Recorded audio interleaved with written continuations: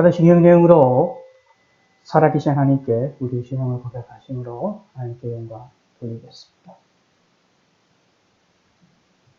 전능하사 천지를 만드신 하나님 아버지를 내가 믿사오며 그의 아들 우리 주 예수 그리스도를 믿사오니 이는 성령으로 잉태하사 동정녀 마리아에게 나시고 본디오 빌라도에게 고난을 받으사 십자가에 못 박혀 죽으시고 장사한 지 사흘 만에 죽은 자 가운데서 다시 살아나시며 한내 오르사 전능하신 하나님 우편에 앉아 계시다가 저희로서 산 자 죽은 자를 심판하러 오시리라.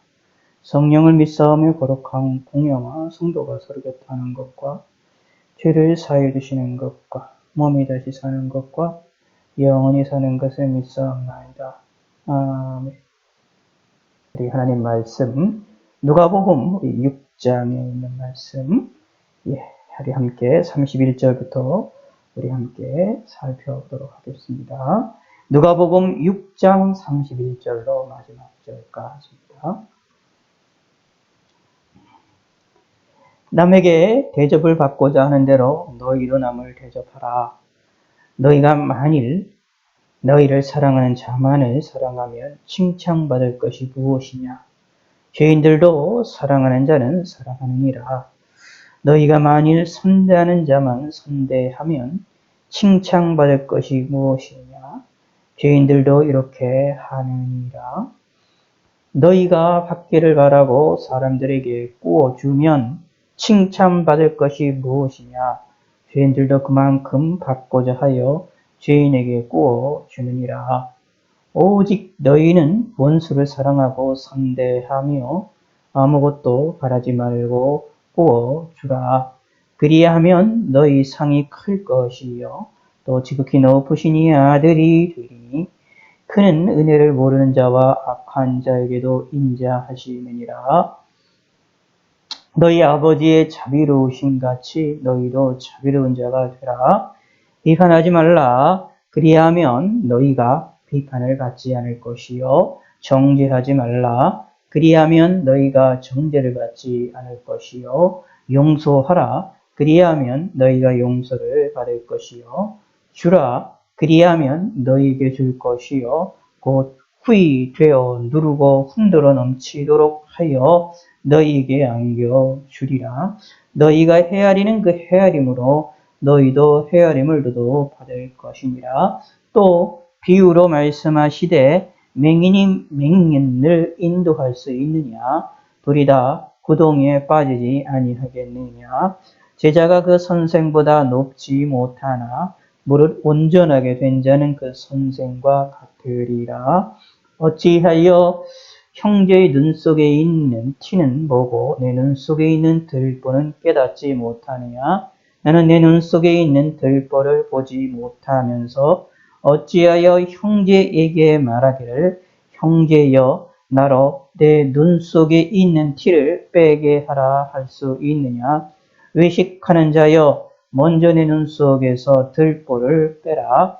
그 후에야 내가 밝히 보고 형제의 눈 속에 있는 티를 빼리라. 못된 열매 맺는 좋은 나무가 없고 또 좋은 열매 맺는 못된 나무가 없느니라. 나무는 각각 그 열매로 아나니 가시나무에서 무화과를 또 찔레에서 포도를 따지 못하느니라. 선한 사람은 마음에 쌓은 선으로 선을 내고 악한 자는 그 쌓은 악에서 악을 내나니 이는 마음에 가득한 것을 입으로 말함이니라. 너희는 나를 불러 주여 주여 하면서도 어찌하여 내가 말하는 것을 행하지 아니하느냐?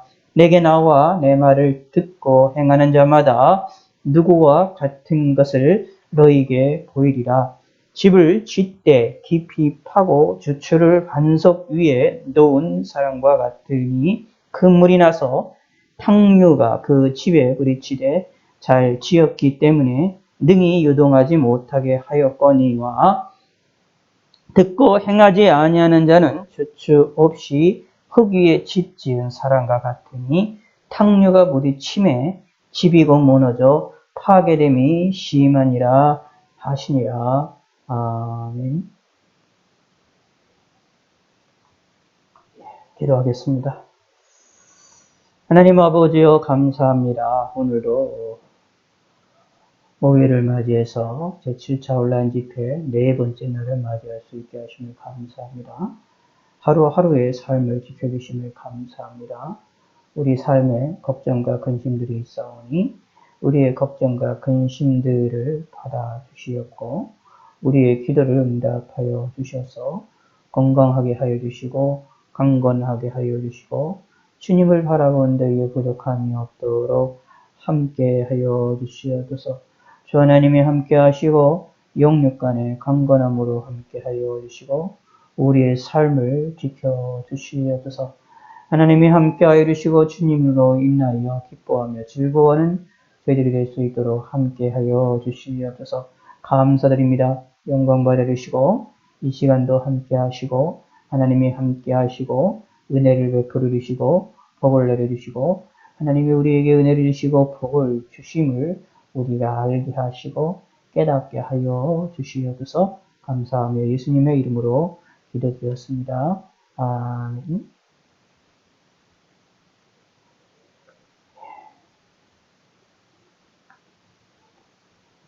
예, 오늘은 여러분들이 오늘 올리셨던 성경 구절 가운데에서 우리 누가복음 6장 45절에 있는 말씀을 가지고 그 앞뒤를 내용들을 우리가 살펴보기를 원합니다. 예, 누가복음에 있는 말씀을 통해서 우리가 주의 뜻을 함께 살펴보면서 하나님께 영광을 돌리시는 귀한 시간이 되도록 하겠습니다. 예, 오늘 누가복음 이 말씀, 특히 45절 말씀 한번 우리가 읽어보도록 하겠습니다. 선한 사람은 마음에 쌓은 선에서 선을 내고 악한 자는 그 쌓은 악에서 악을 내나니 이는 마음에 가득한 것을 입으로 말함이니라. 아멘. 예, 선한 사람은 마음에 쌓은 선으로 악을 쌓은 선에서 선을 내고 악한 자는 그 쌓은 악에서 악을 낸다 라는 말씀을 통해서 콩 심은 데는 콩 나고 팥 심은 데는 팥 난다 라는 그 원리처럼 우리 마음속에 무엇이 있느냐, 선이 있느냐, 악이 있느냐 라는 것에 의하여 우리의 결과가 입으로 나오는 것이 달라지게 된다라는 것을 우리에게 알려주고 있습니다. 우리가 이 말씀을 통해서 우리가 하나님을 이 세상을 살아나갈 때에 예수 믿는 사람들이 마음속에 무엇을 가지고 있어야 되느냐라는 것을 우리가 살펴보기를 원하는데, 특별히 오늘은 예수님이 하셨던 말씀 가운데에서 우리에게 말씀하시는 이 누가복음을 통해서 말씀하시는 몇 가지 내용들을 우리가 중심에서 내용을 살펴보기를 원합니다. 자세히 살펴보게 되다 보면 좀 시간이 많이 걸려지게 되고 계속해서 요즘에 누가복음 연속 설교를 하고 있기 때문에 누가복음 6장은 다시 한번 우리가 살펴볼 수 있는 기회가 될 것입니다. 그럼에도 불구하고 오늘 누가복음 6장에 있는 말씀을 통해서 우리가 꼭 생각해 봐야 될 내용들이 몇 가지가 있어서 그 내용들을 우리가 함께 이 시간에 생각을 해보기를 원합니다. 먼저 31절에 있는 말씀을 우리가 살펴보기 원합니다. 남에게 대접을 받고자 하는 대로 너희도 남을 대접하라 라는 말씀이 누가복음 6장 31절에 나와 있습니다. 남에게 대접을 받고자 하는 대로 너희도 남을 대접하라. 예, 대접에 대한 이야기들을 우리가 많이 이야기가 되어지고 성경에서도 이 내용을 많이 이야기를 하고 있는데 아까 우리가 지금 읽었던 45절에 있는 말씀처럼 마음에 쌓은 선으로 선을 내고 악한 자는 그 쌓은 악으로 악을 내는 것처럼 사실 우리의 행위를 따라 나름을 대접하는 것을 따라 우리도 대접을 받게 된다라는 것을 우리에게 알려주고 있습니다. 하나님이 이 세상을 다스리실 때에 이러한 다스림의 방식을 이용하여 삶을 역사를 하시기 때문에 우리들도 무엇을 해야 되느냐? 내가 남에게 대접을 받고자 원한다면 내가 먼저 대접하는 자가 되어야 된다라는 것을 예수님께서는 말씀하고 있습니다. 우리가 이제 잠언에 보면 이런 말이 나옵니다. 이제 친구에 관계서 이야기하는데 친구들의 관계는 참된 친구는 철이철을 날카롭게 하는 것 같이라고 말을 하고 있습니다. 서로가 서로를 부딪혀서 서로가 서로를 날카롭게 만들고 또 거울에 보는 것처럼 그 사람들은 소위 말하는 우리가 세상 사람들 이야기를 끼리끼리 모인다 라고 말하는 것처럼 자신과 비슷한 사람들의 부류의 사람들을 만날 수밖에 없다라는 얘기입니다. 그러므로 내 주위에 선한 사람들을 많이 있기를 원한다면 내가 먼저 선한 사람이 되어야 되고 내가 다른 사람으로부터 많은 대접을 받기를 원한다면 내가 먼저 대접하는 자가 되어야 된다라는 것이 하나님이 우리에게 알려주시는 내용입니다. 바로 이것이 우리 인생의 삶을 살아나가는 것에서 중요한 내용이죠. 특별히 이제 성경을 통해서나 우리는 이 세상의 경험을 통해서 알게 되는 것 중에 하나가 뭐냐면 우리의 인생에서 사람을 만나는 게 얼마나 중요하냐. 어떤 사람을 만나고 어떤 이들을 만나서 움직이냐가 내 인생의 삶을 뒤바뀌어 놓을 수도 있고 우리 인생의 길을 뒤흔들어 놓을 수도 있는 것을 우리가 잘 알고 있습니다. 어떤 사람을 만나느냐에 따라서 우리가 인생이 책정의 길로 들어서는가 있는가 반면 어떤 사람들은 사람을 만나는 것을 통하여서 오히려 큰 멸망의 길로 들어서게 되는 일들이 있는 것들을 우리가 찾아볼 수 있지요. 그래서 사람을 만나는 것이 중요합니다. 특별히 이 만남에 대한 이야기를 할 때 우리 특별히 하나님을 만난다라는 것도 우리가 기억을 하셔야 됩니다. 사람을 만나는 것보다 더 중요한 것 하나님을 만나느냐 안 만나느냐에 따라 우리 인생뿐만 아니라 영혼의 삶이 변화가 되어짐을 우리는 성경을 통해서 알 수 있게 되어지지요. 그래서 만나는 자가 만나는 것이 중요합니다. 특별히 믿음의 사람들은 이것을 우리가 기억을 하셔야 됩니다. 사실 기억하시기 바랍니다. 하나님이 우리를 향하여서 우리를 창조하시고 이 사람을 만드시고 우리를 향하여 내 경배와 경외를 가르치려고 하시는 것이 나오지요. 하나님께 우리를 향하여 예배하도록 요구를 하시고 우리를 통하여서 하나님께서 경배를 받으시고 예배 받으시고 영광을 받으시는 그런 모습들이 나타납니다. 자, 그런데 기억을 하실 필요가 있습니다. 하나님도 요 31절에 있는 이 법칙대로 움직이셨습니다. 잘 보시기 바랍니다. 생각을 잘 보셔야 됩니다. 남에게 대접을 받고자 하는 대로 너희도 남을 대접하라 그랬죠. 먼저 대접을 받기 전에 내가 먼저 대접을 해야 된다라는 얘기죠. 내가 먼저 다가가야 된다라는 이야기가 되는 겁니다. 그 사람이 다가오기 전에 내가 먼저 움직여야 된다라는 것을 이야기를 하고 있는 내용이죠. 성경을 가만히 보시기 바랍니다. 타락한 인간을 먼저 창조하신 것도 하나님이고 타락한 인간에게 먼저 다가오신 것도 하나님이시고 또 그 사람들에게 타락해서 완전히 하나님 말씀을 어기고 예를 들어서 쫓겨났는데도 불구하고 하나님이 그 사람들에게 찾아오시고 말씀하시죠. 심지어 가인이 아벨을 죽이고자 하는 마음을 가질 때도 하나님 먼저 찾아오셔서 죄를 짓지 아니하도록 마음의 쏜대로 움직이지 아니하도록 말씀하시죠. 또 이제 성경을 가만히 읽어보시기 바랍니다. 아브라함을 하나님이 먼저 찾아오시고 하나님의 사람들에 대해 하나님이 먼저 찾아오시는 것들을 보고 먼저 은혜를 베푸시고 먼저 역사를 하십니다. 오늘 우리들에게도 예수 믿고 구원 얻게 되는 것도 사실 하나님이 우리에게 먼저 다가오신 것입니다. 사람들을 통하여서나 내 주위에 있는 친구들이나 이웃들이나 환경들을 통하여 우리에게 하나님을 믿을 수 있고 예수님을 믿을 수 있도록 하게 함을 통하여서 우리가 예수님을 알게 하시는데 그것은 곧 뭐냐? 하나님이 먼저 우리에게 다가오신다. 우리에게 먼저 역사하셨다. 우리를 먼저 대접하셨다. 우리에게 먼저 은혜를 베푸셨다라는 것입니다. 그것도 기억을 하셔야 됩니다. 그렇다면 우리도 무엇을 해야 되겠느냐라는 겁니다. 하나님을 대접하는 것이 필요하고 다른 이들에게도 먼저 대접하는 것이 필요하다라는 것입니다. 이것을 기억하시기 바랍니다. 특별히 대인관계 속에서 남을 대접하라라는 것 중에 가장 중요한 것 가운데 하나가 원수를 사랑하라라는 말이 나오는 겁니다. 참고 견디라라는 얘기입니다. 억울함이 있을 때 참고 견디라고 말씀하고 계신데 이 말씀이 이렇게 쉬운 얘기가 아니죠. 32절에 봅니다. 너희가 만일 너희를 사랑하는 자만 사랑하면 칭찬받을 것이 무엇이냐?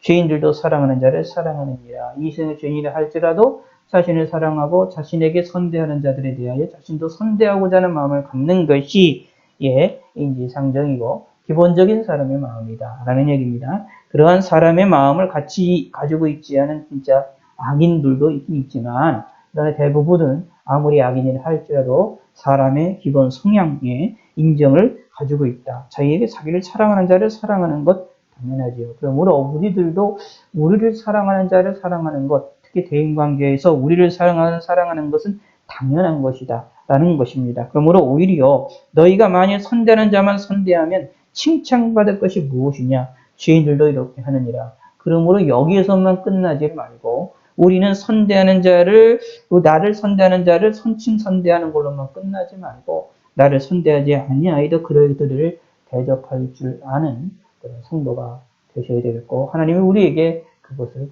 원하신다라는 이야기입니다. 사실 그런 것이 그런 모습이 하나님께서 우리에게 직접 보신 거지요. 우리가 사실 하나님을 알지 못하고 하나님을 대적한다 할지라도 하나님 우리에게 다가오시고 우리에게 계속 은혜를 베푸고 계시지 않습니까? 우리가 하나님을 온전하게 인식하지 않고 우리가 하나님을 인정하지 않아도 하나님 우리를 잡고 다가오시고 우리에게 선을 대하시는 그런 모습을 성경을 통해서 또 우리의 신앙의 경험을 통해서 경험을 하게 되는데 그런 모습을 본다면 우리들도 무엇을 해야 되느냐? 예남을 선대할 줄 아는 또 나를 미워하는 자들에 대하여 선대하고 칭찬할 줄 아는 믿음의 성도가 되셔야 된다라는 얘기입니다. 그것이 우리의 마음에 우리의 심령 가운데 있어야 되게 되는 아주 중요한 내용 가운데 하나이죠. 그래서 34절에 말합니다. 너희가 받기를 바라고 사람에게 꾸어 주면 칭찬받을 것이 무엇이냐? 주인들도 그만큼 받고자 하여 주인을 꾸며 구워주느니라. 그러므로 35절에 말합니다. 오직 너희는 원수를 사랑과 선대하며 아무것도 바라지 말고 꾸어주라. 그리하면 너희 상이 클 것이라. 또 지극히 높으신 이의 아들이 되리니 그 은혜를 모른 자와 악한 자들에게 인자하시니라. 하나님의 인자하심을 기억하여서 우리도 원수를 사랑하고 선대해야 된다. 라는 얘기죠. 근데 말이 이게 쉬우냐? 사실 그렇지가 않습니다. 이게 쉽지가 않죠. 선대하기 위해서는 자신의 희생이 됩니다. 자신의 어려움이 생깁니다. 꼭 기억을 하셔야 돼요. 우리가 남을 사랑하고 남을 손대하고 남을 대접하기 위해서는 그냥 내 손해가 없이 내가 고통이 없이 나의 마음에 상처가 없이 다른 이들을 선대하고 칭찬하고 그리고 해나가서 남을 대접하는 일을 할 수가 없습니다. 특히 원수 같은 사람들에 대하여 선대하는 일은 더더욱더 힘들지요. 그런데 하나님께서는 우리에게 이 일을 하도록 우리에게 말씀하고 계십니다. 이게 쉽지가 않은 일입니다. 그래서 하나님의 도우심을 강구하셔야 되고 무엇보다 하나님의 은혜를 기억하시는 성도가 되시기를 바라겠습니다. 하나님이 우리에게 이런 일들을 때로 요구하실 때가 있는데 그 일을 통하여서 우리가 하나님을 얼마나 섬기고 있는지를 우리의 믿음을 테스트하는 일도 있음도 우리 기억하셔야 됩니다. 자, 그렇기 때문에 뭐가 있느냐 하면 36절에 있는 말씀이 중요합니다. 자비하라라고 말하고 있거든요. 우리가 자비를 갖는 것이 필요합니다. 너희 아버지의 자비하신 같이 너희도 자비로운 자가 되라라고 말합니다. 자비로운 자가 되라. 자비로운 자가 되기 위해서는 무엇을 하느냐? 어떻게 자비로운 자가 되느냐? 37절부터 38절이 나오는데 비판하지 말라. 그리고 정죄하지 말라. 그리고 용서하라. 그리고 주라. 이제 이 내용이 나옵니다. 비판하지 말라, 정죄하지 말라, 용서하라, 주라. 이것을 통하여서 우리에게 자비를 드러내는 것이 필요합니다. 37절에 말합니다. 비판하지 말라, 그리하면 너희가 비판을 받지 않을 것이요. 정죄하지 말라, 그리하면 너희가 정죄를 받지 않을 것이요. 용서하라, 그러면 너희가 용서를 받을 것이요. 주라, 그리하면 너희에게 줄 것이다 라고 말하고 있습니다.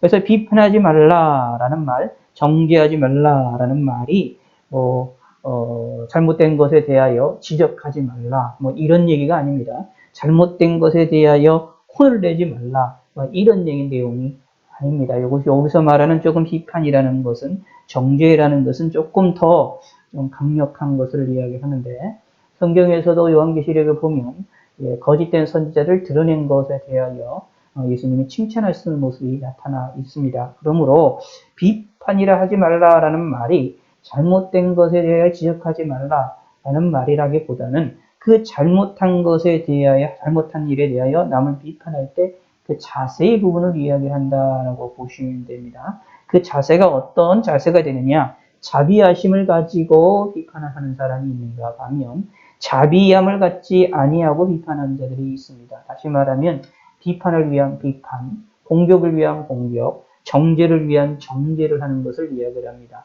다시 말하면 정죄가 없는 너희 아버지의 자비로우신 같이 하나님이 우리에 대한 자비를 베푸시거든요. 저와 여러분들에게 은혜를 베푸시거든요. 그 은혜를 베푸시는 그 하나님을 생각하고 우리도 다른 이들을 은혜를 베풀어야 되는데 그게 없이 이루어지는 비판들을 이야기합니다. 이런 비판은 엄격하게 이야기를 해서 진정한 비판은 아닙니다. 진정한 비판은 아니고 뭐 하게 되느냐 하면 자신의 교만을 드러내는 것이다. 라는 것입니다. 이게 무엇과 연결되느냐 하면 뒤에 이제 바른 선생이다라고 얘기를 하면서 41절에 보면 너희 형제 눈 속에 있는 티는 보고 내 눈 속에 있는 들보는 깨닫지 못하느냐라고 예수님이 지적을 하시는 얘기가 나오는데 바로 예수님이 비판하지 말라, 정죄하지 말라라고 했던 이 사람들은 바로 그런 사람들입니다. 다른 이들의 잘못은 보지만 자신의 잘못은 보지 못합니다. 그러므로 뭐가 되느냐? 교만한 사람이라는 얘기입니다. 교만함으로 남을 비판하고 남을 정죄하는 일을 이거는 하지 말아라. 우리는 어떻게 해야 되느냐? 우리가 정죄라는 말은 사실 또 어떤 의미로 보면 또 뭐가 있느냐면 자기가 하나님의 위치에 올라가서 저 사람의 죄인이라고 저 사람을 이제 깎아내리는 자신이 하나님이 심판자가 되어지는 그런 모습들을 이해하는데 그렇게 되지 말라라고 말을 하고 있는 겁니다. 자, 그러므로 우리는 어떻게 되느냐 하면 자비하심으로 움직이게 됩니다. 남을 바라볼 때도 자비함으로 바라봅니다. 잘못된 것을 볼 때도 자비함으로 봐야 된다. 그래서 이런 얘기도 있죠. 사람을 미워하지 말고 죄를 미워하라는 말이 있는 것처럼 우리는 사람 내 잘못을 볼 때의 그 잘못을 대해서 이야기를 할 때 자비하심을 가지고 이야기하는 것이 필요하지. 그것이 아니라 그런 내용으로 그 자비함을 갖지 아니하고 움직이게 되는 것들은 우리 하나님 앞에 대단히 위험한 것이다라는 것입니다. 왜냐하면 우리가 비판하는 대로 너희도 비판을 받을 거고 정죄하게 되면 너희도 정죄를 받게 될 것이기 때문이다 라는 얘기입니다. 또 자비하심의 마음을 가질 때의 구체적인 것 중에 하나가 용서하라 라고 말하고 있습니다. 용서하시기를 바라겠습니다. 용서하라 그리하면 너희가 용서를 받을 것이요. 그래서 의외로 성경에는 예수님께서는 용서에 대한 이야기를 많이 하십니다. 우리를 향하여 죄 용서를 해주신다라고 약속해 주셨을 뿐만 아니라 사실 우리를 향하여서도 다른 이들을 용서하라라고 많이 말씀을 하시고 이야기를 하고 있습니다. 근데 그 말의 의미는 무슨 뜻이냐 하면 사람과 사람 가운데에 살다가 보면 서로가 잘못하는 일이 생깁니다. 라는 겁니다. 잘못한 일이 생겼을 때에 그것을 처리하는 방법이 있는데 그것이 뭐냐? 서로 용서하는 겁니다. 그 말은 무슨 뜻이냐 하면 자신의 잘못을 서로 간에 뉘우치고 서로 간에 용서를 구할 줄 아는 사람이 되어야 되고 또 용서를 해 줘야 된다라는 이야기입니다. 용서하라라는 말이 나올 때에 사실은 이제 상대방이 자신이 용서가 없는데도 불구하고 자신의 죄라는 것을 인식을 아는데도 불구하고 용서하라라는 말이라기보단 그들이 잘못한 것을 와서 용서를 구할 때는 용서를 하라. 라는 내용으로 이해를 하시면 되겠습니다. 그러면 성경에서 오늘 우리에게 용서에 대한 이야기들을 많이 이야기를 하지요. 그리고 동시에 우리도 다른 이들에게 용서를 내가 잘못을 했을 때 잘못했다. 사과할 줄 알고 용서를 구할 줄 아는 사람이 되어야 됩니다. 용서를 구하는 것에 대해서 자존심이 자기가 망가지는 것처럼 생각을 하고 사죄하는 것에 대해서 자기가 망하고 자기 자존심이 무너지는 것처럼 생각을 해서 어떤 이들은 용서를 구하는 것을 싫어하고 사과하는 것을 싫어하고 그것을 멀리하는 사람들이 있습니다. 사과를 하면 마치 자기가 죽는 것처럼 자기가 망하는 것처럼 그렇게 생각을 하는데 성경은 그렇게 말하지 않습니다. 사과를 잘하고 용서를 잘 구할 줄 아는 사람이 되어야 됩니다. 왜냐하면 또 다른 이들도 나를 용서해 줄 것이기 때문입니다. 우리를 향해서 다른 이들을 용서하라고 말씀하셨기 때문에 나도 또 다른 이들을 용서를 구할 줄 아는 그런 믿음의 사람이 되겠다. 당연히 하나님께도 용서를 구할 줄 알아야 되겠죠. 회개를 잘해야 되겠죠. 그런 사람들은 사람들에게 또 자신의 잘못을 인정할 줄 아는 성도가 되시기를 바라겠습니다. 근데 의외로 기독교인들이 다른 이들에게 용서를 구하는 것과 사과하는 일들을 잘 못합니다. 이 세상에 있는 그 사람이 완벽한 사람이 없습니다. 저도 완벽하지 않고 여러분도 완벽하지 않고 서로 간에 실수들을 할 수가 있습니다. 또 내용들을 우리가 잘못된 일을 할 수가 있는데 그럴 때 그 잘못된 것을 깨달았을 때 사과를 할 줄 알고 그것을 용서를 줄 줄 알아야 되고 또 용서를 비는 자들에 대하여 용서할 줄 아는 성도가 되셔야 하겠습니다. 쉽지 않은 일입니다. 그런데 하셔야 됩니다. 그러나 또 기억하셔야 될 것은 남에게 용서를 구한다 해서 사죄한다고 해서 내 자존심이 무너지는 게 아닙니다. 내가 무너지는 것이 아닙니다. 내가 망하는 것이 아닙니다. 그것이 오히려 사는 길이다 라는 얘기입니다. 그 대표적인 사례, 제 예가 무엇입니까? 대표적인 예가 무엇입니까? 다윗이 아닙니까? 다윗이 하나님 앞에 사죄했습니다. 근데 잘 생각해 보셔야 됩니다. 하나님께만 사죄했다라고만 이야기가 힘들고요. 자, 하나님께 사죄하고 하나님께 용서를 빌 때 왕인 사람이 자신의 왕의 권위로 움직이지를 않고 하나님 앞에 하나님의 사람 앞에 자신의 잘못을 고백을 합니다. 결국 하나님께도 뿐만 아니라 자신에 있는 신하들에게도 사실은 자신이 잘못됐다는 것을 인정하고 사과하는 모습을 우리가 드러낸다라는 것을 찾아볼 수 있게 되어집니다. 그런데 그 일 때문에 다윗이 망했습니까? 아닙니다. 오히려 어려움이 있었고 하나님의 진노를 받아서 어려운 일을 당했지만 오히려 그 일들을 통해서 하나님께서는 이렇게 평가를 하십니다. 자신의 마음에 합한 자, 하나님의 마음에 합한 자라고 하는 평가를 내리십니다. 바로 그게 누구에게? 다윗에게라는 이야기입니다. 그러므로 여러분들이 우리들이 사과하는 일을 조금 우리가 지혜롭게 잘 하시는 것이 필요합니다. 그리고 또 어떤 사람들은 사과를 많이 하면 그걸 또 싫어하는 분들도 있는데 사실은 그거를 싫어하는 것조차도 이제 문제가 있습니다. 사과는 사과로 받으셔야 되고 그리고 무엇이든 용서할 줄 아는 마음을 가지셔야 됩니다. 자, 용서라는 것은 무엇과 연결되느냐? 자비로움과 연결됩니다. 자비로움과 연결되느냐라는 얘기는 무슨 뜻이냐? 마음이 넓다라는 얘기입니다. 왜 마음이 넓어야 되느냐라는 얘기는 하나님이 우리를 향하여 마음이 넓으시기 때문입니다. 나를 향하여 하나님이 많은 마음이 넓으시기 때문이다 라는 얘기입니다. 나를 위하여 참고 기다리시는 하나님의 사랑이 크기 때문이다 라는 것 기억하시기 바라겠습니다. 그리고 38절에 주라! 라고 말합니다. 주라!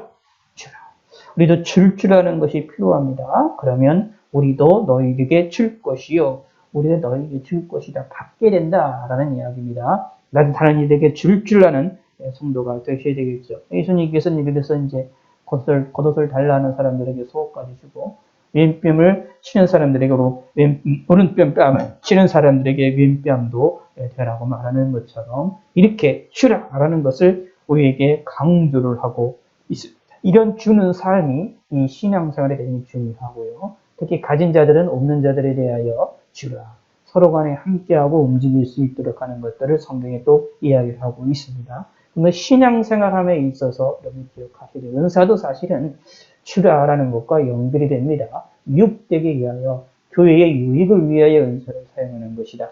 라는 것도 우리가 기억을 하실 필요가 있습니다. 주라. 이 말씀을 마음에 새기시길 바라겠습니다. 하나님이 우리에게 요구하시는 것 주라. 근데 중요한 것은 여기 설명을 가만히 보시면 예수님이 설명을 더 하십니다. 구체적으로 더 하세요. 이게 그만큼 중요하다는 얘기인데 잘 보시기 바랍니다. 37절에 보면 비판하지 말라. 그리하면 너희가 비판을 받을 것이요. 정죄하지 말라. 그리하면 너희가 정죄를 받을 것이요. 용서하라. 그리하면 너희가 용서를 받을 것이요. 간단하게 이렇게 비교로 그 대꾸를 이면서 설명합니다. 주라. 그러면 너희에게 줄 것이니 여기까지만 얘기해도 아무런 문제가 없고 우리가 충분히 이해될 만한 내용입니다. 그런데 예수님께서는 여기에다가 한 가지를 더 설명을 하고 깊게 설명을 합니다. 그것은 우리에게 더 주라는 의미를 그 이유를 더 우리에게 강력하게 알려주시는 것이고 사실 가슴에 어떤 의미로 보면 우리 인간이 준다, 다른 일을 대접한다라는 것이 쉽지만은 아니라는 것을 예수님께서도 아셨기에 우리를 향하여 그것으로 일어나는 유익이 얼마나 큰지를 우리에게 알려주신다라는 얘기입니다. 사실 주려면 내가 가진 것을 다른 이에게 주려면 자비하심을 베풀려면 남을 대접하려면 사실은 무엇이 필요하느냐? 내 것이 희생이 될 수밖에 없다라고 제가 말씀드렸죠. 희생을 하는 것이 거기에 항상 수반이 된다라는 얘기입니다. 자, 생각하셔야 됩니다. 예수님이 우리의 죄를 위하여서 우리의 죄를 용서해 주시기 위하여 우리 죄신 대신 짊어지시고 십자가에 죽으시려고 하셨을 때 잘 생각하셔야 됩니다. 어떻게 하실까요? 가만히 보시기 바랍니다. 예수님이 희생하셨습니다. 우리에게 사랑을 베푸시기 위하여 예수님 자신이 희생하신 겁니다. 하나님께서 우리에게 사랑을 베푸시기 위하여 희생하신 겁니다. 물론 이제 하나님의 역사에 하나님의 움직임에 뭐 손해가 있거나 이런 것은 전혀 없지만 그럼에도 불구하고 우리를 위하여 고난을 당하셨습니다. 하나님 진정한 고난을 당하시느냐라고 했을 때는 또 다른 여러 가지 이야기가 있어요. 말할 수가 있습니다만 예수님을 우리가 살펴보시기 바랍니다. 이 땅에 육체로 이 땅에 오셨던 그 예수님을 기억하시기 바랍니다. 우리를 위하여 우리를 향하여 주실 때에 무엇이 있었습니까? 희생이 뒤따라오죠.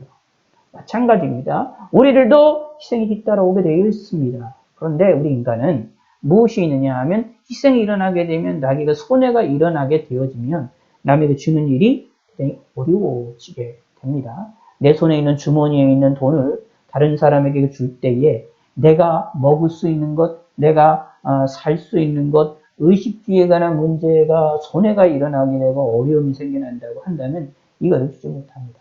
그죠? 내가 굶으면서 다른 이들을 대접할 수 있느냐? 그렇지가 않잖아요. 나도 먹을 수 있어야, 나도 뭔가 이렇게 먹을 것이 있고 그냥 편하게 있어야 남을 이렇게 도울 수 있는 것에 관심을 가질 수밖에 없는 것이 우리의 인간의 우리들의 마음 아닙니까? 그러다 보니까 주는 일에 있어서 주다 보면 내가 손해를 보는 거다 느낌이 있게 되어지기 때문에 이것에 대하여서 머뭇머뭇거릴 수가 있는데 성경은 이렇게 말합니다. 예수님께서는 우리에게 뭐라고 말씀하시냐면 후히 되어 누르고 자, 몇 가지의 이 수식어로 설명을 합니다. 후히 주시고 그 다음에 누르도록 주시고 흔들도록 주셔서 넘치도록 하게 하시는데 이거 넘치도록 해서 너에게 앉아주리라. 후이신데 어떻게 되느냐? 누르고 흔듭니다. 누르고 흔들면 꽉꽉 채울 거냐 아닙니까? 근데 거기에다 넘치도록 하게 하신다. 이렇게 너에게 안겨주리라. 돌아오게 할 것이다. 라는 이야기입니다. 이것을 볼 줄 알아야 된다. 그래야 줄 수 있다. 라는 것이 예수님의 말씀입니다. 그래서 우리 시각이 현재의 눈에 내 희생의 눈에 거기서 시각이 있는 것이 아니라 죽고 났을 때에 일어나게 되는 현상을 바라보자. 하나님께서는 그 일을 대답을 하나님께서는 후히 되어서 누르고 흔들어 넘치도록 우리에게 도로 안겨주실 것이다. 라는 겁니다. 왜냐하면 너희 헤아리는 그 헤아림으로 너희도 헤아림을 도로 받을 것이기 때문입니다. 우리가 대접하는 대로 우리가 우리에게 대접을 받게 되어지는 것처럼 오고 가는 것처럼 하나님의 역사가 일어난다. 아니, 이에는 이 눈에는 눈과 같은 이 율법에 나타나는 이 법칙에 의하여 하나님이 우리를 향하여 은혜를 베푸신다라는 얘기입니다. 그러므로 뭐 하느냐? 주라라는 겁니다. 사실 여기 또 이런 거죠. 비판하지 말라, 정죄하지 말라, 용서하라, 주라. 사실은 이것을 할 때에도 사실은 예수님의 이름이 필요하겠죠. 우리가 이것이 온전하게 들려지려면 무엇을 드리느냐? 예수님의 이름이 항상 있는 것이 필요합니다. 또 하나 뭐가 되느냐? 우리가 바른 사람이 되려고 바른 이들을 이끌어 나가는 바른 선생이 되어야 됩니다. 여기에 맹인을 인도할 수 있느냐라고 39절에 말하면서 맹인을 인도하면 둘 다 구덩이에 빠져서 멸망의 길로 나가게 되므로 뭐 하게 되느냐? 온전한 자가 될 것을 온전한 자가 되야 된다라고 말하고 있습니다. 제자가 그 선생보다 높지 못하나 무릇 온전하게 된 자는 그 선생과 같으리라라고 얘기를 하면서 온전한 사람이 되어져서 먼저 내가 온전한 사람이 되어지기를 바라야 된다라는 이야기입니다. 사실 이런 저와 같이 가르치는 자들에게 하시는 말씀인데 온전한 자가 되라라는 이야기는 사실은 우리가 하나님 앞에 온전하게 될 수 있는 방법은 없죠. 뭘 통하여 예수님의 이름밖에 없습니다. 그러므로 예수님의 이름밖에 없다라는 이야기는 또 무엇이 되어 있느냐 하면 솔직할 수밖에 없다라는 이야기입니다. 자신의 부족함을 인정하고 또 자신의 부족함으로 인정해서 하나님을 의지하고 하나님의 뜻을 따라서 자비하심을 갖고 남을 대접할 수 있는 믿음의 성도가 되어야 된다라는 이야기입니다. 그런데 이런 사람들은, 이 바람 선생이라는 사람들은 내 속에 있는 뭣도 보느냐 하면 들보도 깨닫고 다른 이들에 대해는 티도 볼 줄 아는 두 가지가 다 갖고 있어야 되는 겁니다. 그런데 교만한 사람은 이 성경에서 금하고 있는 자비가 없는 비판은 어떤 일이 벌어진다고요? 바로 형제에 있는 눈에 있는 티만 보고 자신에 있는 들보를 보지 못하는 어리석은 자다라는 얘기입니다. 42절에 보면 나는 내 눈 속에 있는 들보를 보지 못하면서 어찌하여 형제에게 말하기를 형제의 나로 내 눈 속에 있는 티를 빼게 하랴 할 수 있느냐. 근데 이 선자가께서 외식하는 자여 먼저 내 눈 속에서 들보를 빼라 라고 말하고 있습니다. 이런 사람은 외식하는 자다. 그러므로 신앙생활하면서 외식에 빠지지 아니하도록 조심하는 것이 필요합니다. 그래서 예수 믿는 사람들은 경계하는 신앙생활입니다. 다른 이들의 모습을 보며 그들을 먼저 욕을 하기 전에, 그들을 대하여 비난하기 전에 내 모습을 뒤돌아볼 줄 알아야 됩니다. 다른 사람의 잘못에 대하여 손가락질하기 전에, 정죄하기 전에, 그들을 비판하기 전에 내 소개를, 나를 먼저 조심해야 됩니다. 내가 저렇게 빠지지 아니하도록 나를 경계하는 것이 필요하다라는 얘기입니다. 이런 지혜로운 사람이 되어야 되겠죠. 그것이 없는 자는 뭐가 되느냐? 어떻게 외식하는 자입니다. 자신 속에 있는 들보는 못 보고 남에 있는 티만 보는 어리석은 사람이죠. 그런 사람들이 하나님 기뻐하시느냐? 사실은 아닙니다. 그리고 사실 그런 사람들은 자비가 없는 사람이다라고 보시면 됩니다. 자비가 없다라는 이야기는 나의 약점을 알게 되면 다른 이들을 공격하는 것에 대하여서도 어떻게 되냐면 조심스러울 수밖에 없습니다. 다른 사람들의 약점을 드러낼 때도 어떻게 되냐면 내 속에서 그런 일이 나타날 수도 있다는 것을 알기 때문에 나도 조심하면서 그 이야기를 조심스럽게 바르게 이야기할 수밖에 없지요. 그러나 그렇지를 않고 나는 생각하지 않고 다른 사람들의 약점만 계속해서 파고드는 사람들은 자비가 없는 비판을 하게 됩니다. 자비가 없는 공격을 하게 됩니다. 쉬운 예를 한번 드려드릴게요. 우리가 지금까지 인생을 살아나가다 보면 이렇게 화가 나서 싸울 때가 많이 있지 않습니까? 화가 나가지고 싸울 때가 있고, 그렇게 내 속에서 입에서 이제 안 좋은 말이 나갈 때가 있잖아요. 근데 내 속에서 화가 막 일어나게 되면, 우리 내 머릿속에서 내 이성이 내 감정을 통치하던 것이 딱 끊어져가지고, 딱 끊어져가지고 내 속에 있는 말대로, 내 속에 있는 화가 나는 대로 화가 나를 지배를 해가지고 움직이지 않습니까? 내 분노가 화가 나서 지배를 해서 움직일 때는 내 입에서 하지 말아야 할 말도 그냥 막 나옵니다. 평소에 하지 못했던 것도, 생각하지도 않았던 것도 안 좋은 말을 이야기를 하고 상대방을 공격을 하는데, 상대방의 상황과 상대방의 환경과 상대방의 내용들을 이해하려고 보는 것이 아니라 그냥 무조건 공격을 하잖아요. 무조건 나오잖아요. 바로 그 상을 이해를 하시면 됩니다. 바로 그런 것이 뭐냐? 오늘 본문에 나와 있었던 비판하지 말라라고 하나님 말씀하셨던 자비가 없는 비판이 이런 비판인 겁니다. 자비가 없는 이 정죄가 이러한 정죄들입니다. 이것은 예수님이 우리에게 금하신 거거든요. 다시 말하면 잘 생각해 보시기 바랍니다. 우리가 정말 화가 나고 짜증이 나고 막 싸울 때에 내 속에서 막 분노가 일어나서 분노에 의해서 나의 마음과 내 육체를 완전히 지배를 당할 때의 모습을 보시기 바랍니다. 나의 잘못을 생각합니까? 절대로 그렇지가 않죠. 내 잘못에 대하여서 내가 잘못한 거 알고 있음에도 불구하고 그것을 절대로 생각하지 않습니다. 내 잘못을 뭐라고 생각합니까? 내 잘못도 다른 사람이 잘못한 것으로, 상대방이 잘못한 것으로 이야기를 해서 완전히 공격을 하고 그에게 누명을 쓰고 그를 싸잡아서 비난을 하는 일이 벌어진다라는 얘기입니다. 과연 근데 예수님께서는 이러한 우리들의 모습을 기뻐하실까? 하나님께서는 이런 모습을 기뻐하실까라는 것 생각해 보시기 바랍니다. 이런 사람들은 자비가 없는 거잖아요.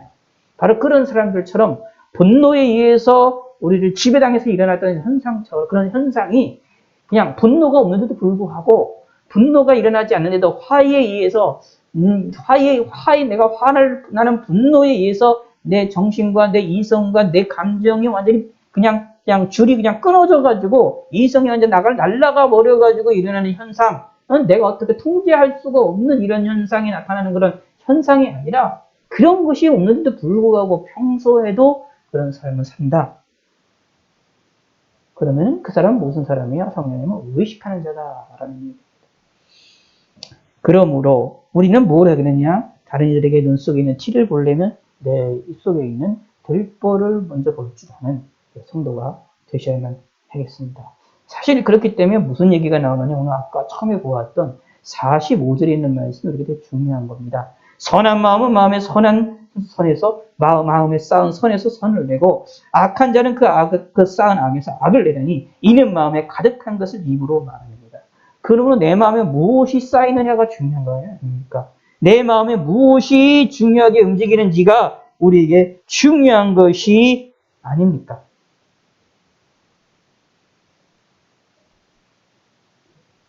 내 마음에 선한 마음을 쌓으시기 바라겠습니다. 내 마음에 선한 마음을 쌓으려면 이게 내 힘으로 되느냐?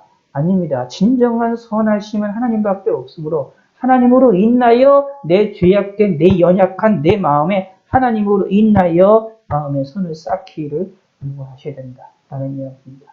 사실 우리는 신앙생활하면서 이것을 배우는 것이다라는 얘기입니다. 그래서 43절에 말합니다. 못된 열매 맺는 좋은 나무가 없고 좋은 열매 맺는 못된 나무가 없습니다. 당연한 거 아닙니까?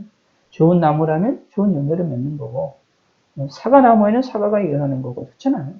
그것이 나오는 것이 당연한 것인데 그것을 거꾸로 간다? 있을 수 없다. 그것처럼 우리의 심령에 무엇이 있느냐, 내 마음속에 무엇이 있느냐가 중요한 겁니다. 내 마음속에 예수님이 계시면 예수님이 드러날 수밖에 없는 거고 내 마음속에 사단의 생각을, 사단의 마음들을 가지고 있으면 사단이 원하는 죄악된 생각이 나타나는 것이고 내 마음에 죄악이 있으면 죄악이 나타날 수밖에 없는 것이다 라는 겁니다.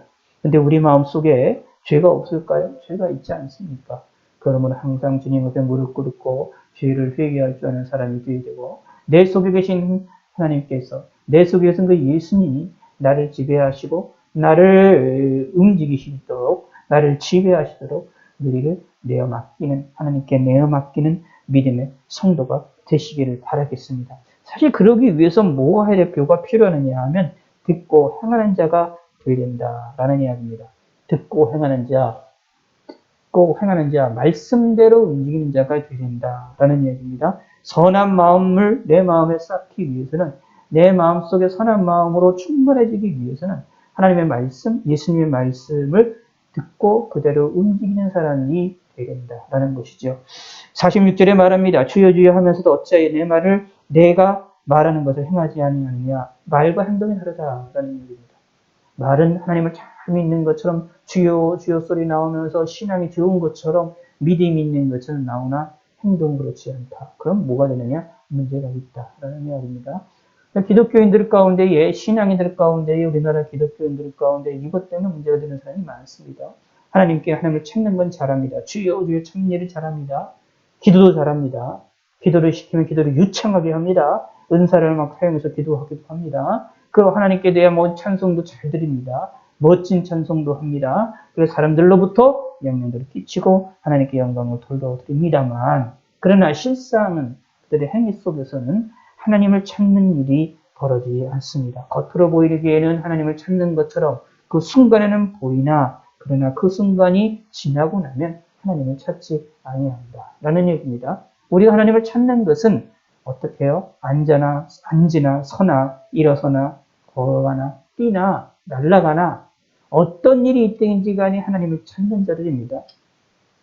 신앙인들은 우리는 푸른 초장에 있어서 맛있는 푸른 초장을 내 앞에 있어서 그걸 먹고 뜯어먹을 때나 아니면 내 안이 사망의 음침한 골짜기로 돼서 답답하고 어렵고 근심과 고통과 어려움이 가득 차일 때나 어떤 때나 우리는 하나님을 찾는 자들이 되는 것인데 사실 이 주여 주여 하면서 예수 하나님의 말씀을 따르지 아니하는 이 외식하는 자와 같은 사람들은 어떤 사람들이냐? 바로 이런 일을 행하지 않습니다. 하나님을 찾는 것처럼 보이나 그러나 뒤에 가서는 하나님을 찾지 않는다. 행동적으로는 하나님을 찾지 않는다라는 것입니다.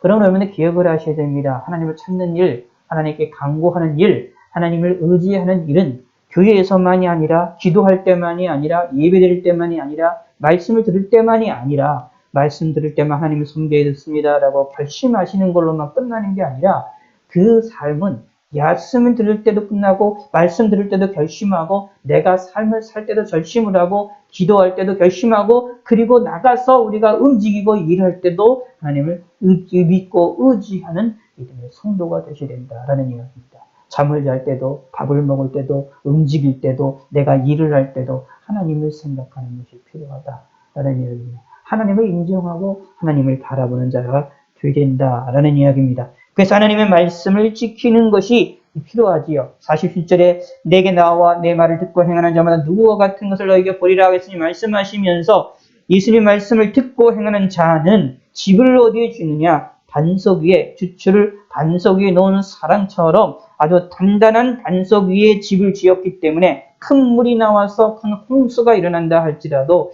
부딪힌다 할지라도 그 집은 무너지지 않게 되어질 것이다 라는 이야기입니다. 왜냐하면 말씀을 지킴으로 인하여 어떻게 하나님의 역사가 경험이 되어지므로 그 일을 유혹을 하고 의심하게 하는 이 세상에 어려운 일이 벌어진다 하더라도 하나님을 섬긴다라는 이야기입니다. 다시 말씀드리겠습니다. 하나님께서 우리에게 은혜를 베푸시고 강하게 그 은혜의 역사를 우리가 체험하게 하실 때는 소위 말하는 부흥의 역사가 일어날 때는 예수 믿는 사람들은 누구나 다 하나님의 은혜를 받은 사람들은 누구나 다 어렵지 않게 하나님을 잘 섬길 수가 있습니다. 힘들리지 않아요. 어렵지가 않습니다. 부흥의 역사 시절에는 힘들게 하나님을 찾지 않아도 됩니다. 그냥 하나님의 역사하는 곳에 내가 거기에 그냥 가 있기만 해도 은혜 받습니다. 하나님을 찾게 됩니다. 할렐루야라고 합니다. 누가 옆에 있는 사람들이 누군가가 당신이 하나님께 두 손 들어 하나님을 찬양합시다 이런 소리 안 해도 자연스럽게 하나님을 찬송하고 하나님께 영광을 돌려드립니다. 왜냐하면 은혜의 자리에 하나님의 부흥의 역사의 자리에 하나님의 역사가 강력하게 외부로 표출되는 역사 속에 있기 때문입니다. 그런 시절에 하나님을 찾고 하나님을 섬기고 하나님을 고백하고 하나님을 인정하는 것은 누구나 다 할 수가 있습니다. 쉽습니다. 어렵지도 않아요. 그런데 하나님께서는 그런 하나님의 역사에 우리에게 은혜를 베푸시는 때의 역사가 우리가 외부로 드러나고 외부로 알려지게 될 때만 일어나는 것이 아닙니다. 부흥의 역사로만 우리에게 역사하실 때가 있는 것이 아니라 평범하게 때로는 하나님이 역사하지 않는 것처럼 하나님 나를 돕지 않는 것처럼 냉랭하게 역사가 일어날 때도 있습니다. 마치 냉랭하게 은혜를 안 받는 것처럼 나타날 때도 있어요. 근데 사실 그것도 그 중에서도 하나님 우리에게 은혜를 베풀고 계시지만 우리는 느끼기에 은혜는 냉랭한 경험을 합니다. 하나님의 역사가 냉랭한 것처럼 보입니다. 그때에 하나님께서는 그때에도 하나님은 우리에게는 하나님을 찾으라고 하나님을 인정하라고 우리에게 요구를 하시고 우리에게 그 일을 하라고 우리에게 힘을 불어넣어 주시지만 그때 하나님을 바라보고 의지한다? 쉽지가 않죠. 어렵습니다. 그런데 하나님께서는 그렇게 하라고 우리에게 알려주고 계십니다. 그리를 위하여 우리에게 평안하다 안전하다 청년의 때에 우리에게 부흥의 역사를 주셔서 하나님이 찾도록 하게 만드셔서 그 일을 통하여 사망의 음침한 골짜기에 다닐 때에도 하나님을 인정하고 바라볼 수 있게 만드십니다. 그러기 위해서 뭐가 되느냐? 말씀을 듣고 행하는 자가 되시길 바라겠습니다. 말씀을 듣고 행하다 보면 경험이 생깁니다.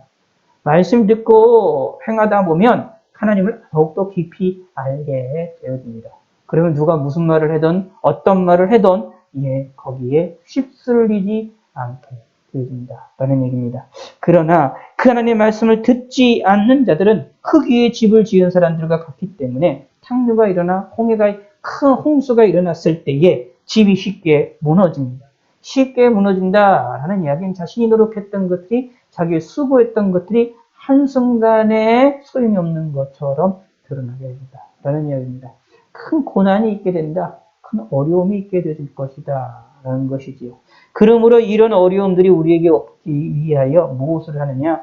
우리가 말씀을 듣고 행하는 믿음의 성도가 되셔야만 하겠습니다. 바로 그 사람은 누구냐? 좋은 열매를 갖는 사람들이고 좋은 나무가 되는 사람들입니다. 그 사람들은 누구냐? 우리 마음속에 선한 마음을 쌓는 자들이다 라는 이야기입니다. 이런 사람들이 되시기를 바라겠습니다. 우리 마음에 자비하심을 가지시고 남을 용서할 수 있는 마음을 가지시고 남에게 줄 수 있는 마음, 용서할 수 있는 마음, 자비가 없는 비판하는 것이 아니라 자비가 함께하는 그러한 지혜로움을 갖고 조언을 할 줄 아는 사람들이 되고 남을 대접할 줄 아는 사람이 되시기를 바라겠습니다. 그럼을 통해 하나님께 영광과 찬양을 돌리시고 하나님께 기쁘시게 해드리는 믿음의 성도가 되셔서 하나님을 위해 즐거워하고 기뻐하시는 성도가 되시기를 바라겠습니다.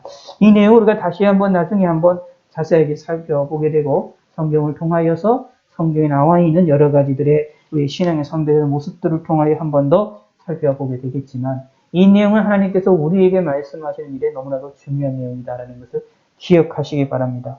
남에게 대접을 받고자 하는 대로 너희도 남을 대접하라. 그렇죠? 너희도 남을 대접하라. 그리고 이 나와 있는 너희 아버지의 자비로우신 같이 너희도 자비로운 자가 되라 라는 말. 비판하지 말라, 정죄하지 말라, 또 용서하라 주라. 용서하라 주라.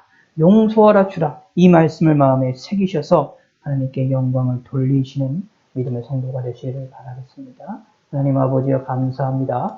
하나님 영광 받아주시고 오늘의 이 말씀을 통해서 우리 마음 가운데 자비가 넘쳐나는 믿음의 성도가 되게 하여 주시고 자비의 사람들이 되게 하여 주시었고 남을 용서할 줄 알며 또 다른 이들에게도 용서를 구할 줄 아는 성도가 될 수 있도록 하나님 인도하여 주시옵소서. 우리의 자존심을 높이는 것이 아니라 하나님의 말씀대로 움직여서 말씀대로 지킴으로 행함으로 말미암아 우리가 큰 복을 받아 누릴 수 있는 믿음의 성도가 되게 하시고 어떤 상황에서든지 어떤 위치에서든지 어떤 시간에서든지 하나님을 인정하고 하나님을 바라보는 믿음의 성도가 될 수 있도록 하나님이 은혜를 베풀어 주시옵소서. 우리 힘으로는 할 수 없사옵니다.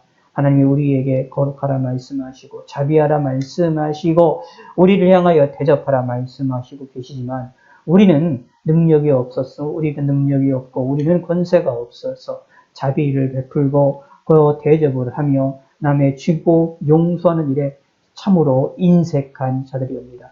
제대로 용서하시고 제대로 마음에 힘 주시고 능력을 허락하여 주시고 권세를 던져 주시옵소서. 우리의 부족함을 용서하시고 하나님께서 권능으로 함께 하소서. 예수님의 이름으로 기도드리겠습니다.